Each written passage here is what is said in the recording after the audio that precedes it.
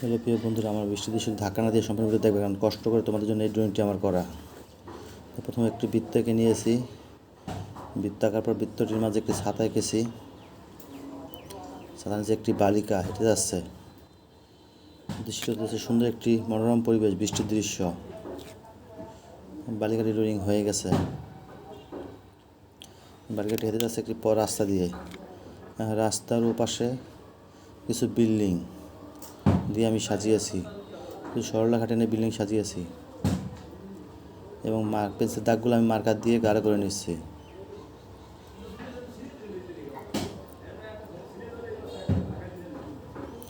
তোমরা চাইলে সহজেই ড্রয়িংটি করতে পারো। দেখো এবং ড্রয়িং করো। যদি আমার ড্রয়িংটি ভালো লেগে থাকে তাহলে অবশ্যই শেয়ার করবে এবং আমার পেজটি ফলো দেবে। দুটি বিল্ডিংয়ের মাঝখানে একটি গাছ।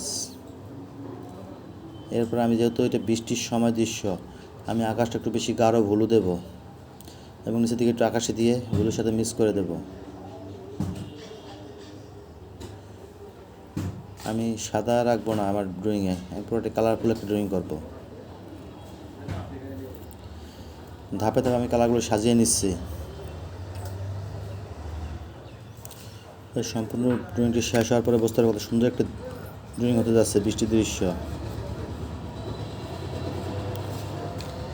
ড্রয়িংয়ে যেখানে যত কালার পর্যন্ত কালার আমি ওখানে দিয়ে নিচ্ছি।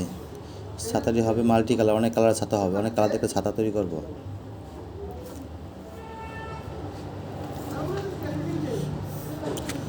বাচ্চারা খুব বৃষ্টির দৃশ্য খুব পছন্দ করে, তো সেই ভাবনা থেকে আমার ড্রয়িংটি করা।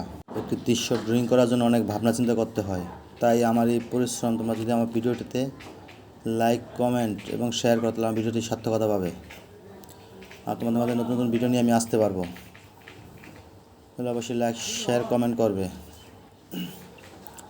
দেখো ড্রয়িংটি শেষ পর্যায়ে এসে পড়েছে, আকাশ থেকে বৃষ্টি পড়ছে, মেয়েটি হেঁটে যাচ্ছে। কী মনোরম একটি দৃশ্য হয়ে গেল।